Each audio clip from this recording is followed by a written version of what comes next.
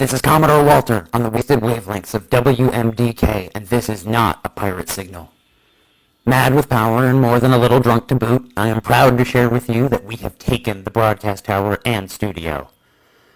The propaganda machine of Vegasia's most powerful is now in the hands of its prettiest band of freedom fighters, the Resistance. You already know who we are, you just don't know it yet.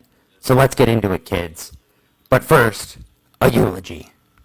Vegasia, you were cathedral to what we never were, masquerading as something we'll never be, rotting like the Zed you like to boast never came. You never stopped to think that maybe you weren't spared by the fall so much as already damned when it got here. Ignored and forgotten by an apocalyptic wave of rads and plagues, bombs, guns, knives, rage, avarice, and fear, the filth and grime of the desert leached into souls long rotten, you confused a sense of warmth from a narcotic sun hiding you from your own desolate sadness. No wonder the disciples of the 33 felt so cozy here. The fall didn't miss Vegasia. The rest of the world caught up is all. Now, though, this is something new. Yesterday, Vegasia went from an is to a was, and a shouldn't to an isn't.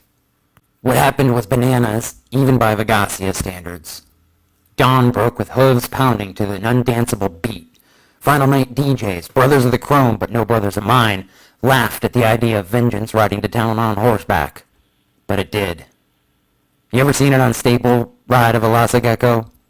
What about 200 of them? Their bandages and belts whipping in the wind with that blue light pulsing with an aggressive menace between the cracks. So bright it stood stark against a desert dawn. You ever seen an 18-wheeler loaded to at least annoy a moving mountain get swarmed and taken down by some sort of Darwin-mutated attack corn? Yeah, I said it, corn, with legs and eyes, with teeth instead of kernels. It was an oblong bite surface looking for a meal, and it found it on anything that moved. I thought I'd seen it all until this morning. It was madness. Blood slicked the strip of Vegas City by noon, and an eerie calm settled on the day when our dragoons became infiltrators, moving into the catacombs of the city. I'm still wrapping my head around it. My story went dark when the division took WMDK. But this morning, when the sun rose on the Black Pyramid, stronghold of the 33, there were corpses chained to its surface.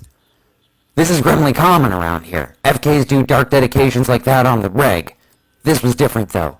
The corpses were the three most prominent slaver family omniarchs, Legend Sibbone Sibley, Hollis Lamont II, and Candace McAllister all moaned as freshly returned mindless Zed, baking under that hateful Vegasian sun. They were grisly punctuation on a declaration of victory over oppression. The monument to desecration, the pyramid's entire eastern exposure had been vandalized. We built this city in huge blue letters popped, fresh and gleaming like new hope. It was a message to the rest of the wastes. What happened in Vegasia will not stay in Vegasia. So if you hold slaves, we're coming for you, no matter who you are, no matter where you are, and we're not going to stop until you yield and pay for what you've done, or we squeeze every drop of infection out of you. We are the Resistance, we're led by the unstable, and we're on our way.